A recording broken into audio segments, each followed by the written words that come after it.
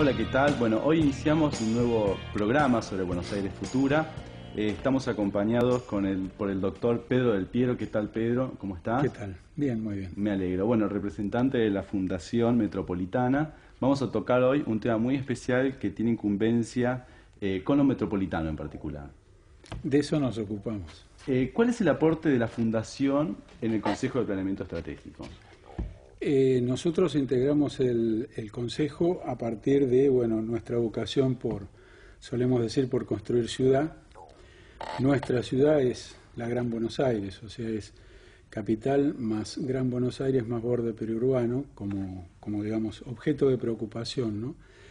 Pero puntualmente en el COPE, o sea, creemos que hay como una necesidad en el planeamiento estratégico de la ciudad autónoma de Buenos Aires de incluir e incluirse en Exacto. la Gran Buenos Aires. Y desde ese punto de vista es que nosotros bregamos para que todo lo que se trabaje en el COPE tenga dimensión metropolitana, concepción metropolitana, es decir, esté integrado e integrando el área. Claro, lo que pasa es que el área metropolitana realmente, dentro de lo que es Buenos Aires, es absolutamente inmensa. Y eso conlleva a problemas, digamos, realmente importantes y graves, como lo que tiene que ver con la cuenca, digamos, Riachuelo Matanza, como también lo que tiene que ver con la zona del vial costero, con Vicente López, todo lo que tiene que ver con la zona norte, ¿verdad? Sí, inclusive tiene que ver con algunos temas más, pero básicamente yo diría los temas centrales desde la ciudad autónoma. Los temas centrales metropolitanos son la cuenca, o sea, que vos nombraste, el tema movilidad, que es transporte, digamos, la saturación digamos, que tiene la ciudad en cuanto a tránsito vehicular, y residuos. Serían los tres grandes temas, los temas duros que a la ciudad de Buenos Aires, o sea, la meten en la dimensión metropolitana. Hay varios temas más, pero yo diría que estos son los más fuertes. Yo creo que el tema del transporte es fundamental, sobre todo porque la mayoría, digamos, que viven o que vivimos y que nos movemos desde el conurbano hacia la ciudad por cuestiones laborales o por cuestiones sociales, el transporte público es el más usado. Sí, de hecho, o sea, tenemos un diseño de ciudad donde los flujos son, digamos, reticulares hacia el centro de la ciudad y desde el centro de la ciudad, ¿no? Y encima todo el mundo en el mismo horario entra y prácticamente en el mismo horario se retira. Sí. Hay una densidad de picos, o sea, ¿Cuál es la solución que se piensa para esto? Racionalizar el uso del automóvil por un lado y por otro lado redimensionar el transporte público. Yo diría en dos niveles. El propio, digamos, del desplazamiento de la ciudad, que tiene que ver básicamente con una reutilización, es decir, una racionalización del uso del automóvil.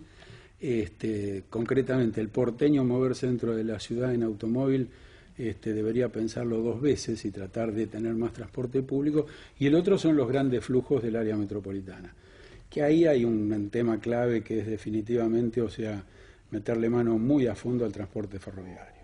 Digamos, no hay otra. ¿Hay algunas experiencias en el exterior que se toman como ejemplo para trabajarlo dentro de lo que es Buenos Aires? ¿Como área metropolitana? Sí, en general los grandes aglomerados urbanos han optado por troncales de gran porte, o sea, de gran transporte, y líneas capilares que alimentan a esas troncales, o sea que eso es el caso del Transmilenio, por ejemplo, en Bogotá. ¿Y cuáles son los resultados que podrían tener acá?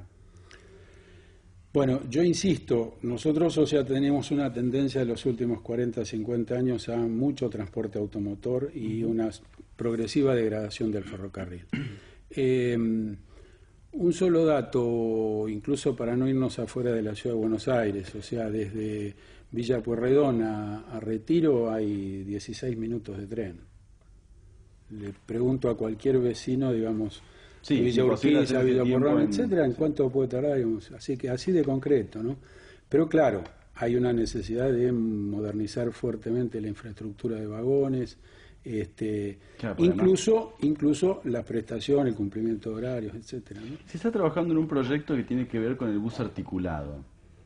Bueno, justamente es Juan B. Justo y tiene que ver con esa lógica de, digamos, troncales de gran porte, o sea, unidades que llevan muchos más pasajeros con menos paradas, es decir, con recorrido más rápido y una alimentación que no está todavía previsto para el caso del bus articulado, pero una alimentación, digamos, una red fina, reticular, de barrios que son 2 viajes. Bueno, acá hay otra historia, que en definitiva el tema del transporte, o sea, lo que necesita son varias integraciones. Claro. La integración modal, la integración física, la integración modal, la integración tarifaria. Habrá que poder tener un boleto único, exacto, que uno haga 2 viajes con un mismo boleto. Pero ya ha habido en otras oportunidades algunos proyectos en la legislatura, inclusive, que con el tema del boleto único. ¿Por qué no se puede implementar? ¿Por qué es tan Porque difícil se necesita integralidad. ¿Y cuál ¿De qué vale un boleto único si no hay integración física? Claro. Entonces, correrse de un lado a otro, en realidad, digamos, la conexión no está inmediata, no está hecha en núcleos de transbordo como para poder, digamos, desplazarse efectivamente con un único boleto. En fin, necesita una integralidad. El transporte, o sea, es un sistema. Pedro, el otro tema que me interesaba que nos plantearas es el tema del vial costero en zona norte. Un extraordinario ejemplo de falta de planeamiento participativo. ¿Cómo se debería haber planificado eso? Por empezar, no haber salido por ordenanza entre gallos y medias noches, literalmente hablando, digamos, una madrugada de Navidad. Son ese tipo de decisiones que ya hoy no resisten ninguna gestión local. Esto todos recuerdan que fue así como salió la ordenanza de la excepción. Segundo, creo que, digamos, hay gente que es perjudicada y gente que es beneficiada por ese tipo de decisión. Bueno, tienen que ser escuchados todos.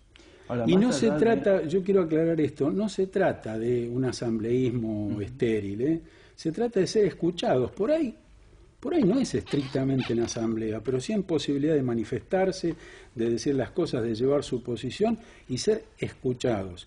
Siempre la responsabilidad es del decisor, eso tiene que quedar claro. Pero hay un juego de legitimidades. El decisor, no se puede decir que en el vial costero no hay legitimidad institucional, porque aprobó el Consejo Deliberante, porque pasó a los organismos técnicos, etcétera, etcétera. Pero evidentemente falta bastante legitimidad social. ¿Y cuál sería el impacto, digamos, medioambiental que tendría este vial costero? A mí, digamos, hasta donde yo lo vi, no soy idóneo, digamos, en el tema, digamos, de desarrollo porque hay dos urbano. Voces, algunos que dicen que realmente sería muy negativo el impacto ambiental que tendría con respecto a, digamos, todo lo que tiene que ver con la biosfera, la fauna y la flora del lugar, y hay otros que dicen que, digamos, no sería de gran impacto esto, y sí sería, digamos, interesante por el tema de que con la cantidad de torres que se construirían y ya se están construyendo en la zona, digamos, la gente podría movilizarse de una manera mucho más ágil. Pareciera de todos modos que, primero, no conecta 2 puntos de alto flujo. Todo indica que es un vial armado, digamos, para determinado tipo de urbanización. Hay que ver el que sería proyecto. Únicamente para la zona, ¿no? Y sí, es cortito, digamos, es decir, no llega hasta Tigre, por decir, no es un vial costero. 2, creo que claramente separa, digamos, a la gente del río. Esto claro, parece que es claro, lo más fuerte. Justo, y tercero, las cuestiones de equilibrio de biosfera y todas esas cosas me superan, soy franco, no sé bueno, cuánto ni cuán poco, digamos. Bueno, Pedro, muchísimas gracias por habernos acompañado en este programa que estamos tocando puntualmente el tema metropolitano. Sabemos de tu trabajo de hace mucho tiempo ya desarrollando en el COPE, inclusive sos vicepresidente segundo del Consejo de Planeamiento Estratégico. Sí, pero eso es circunstancial, lo más importante es el trabajo en la Fundación. Muchas gracias. Hacemos un corte y volvemos en un minuto.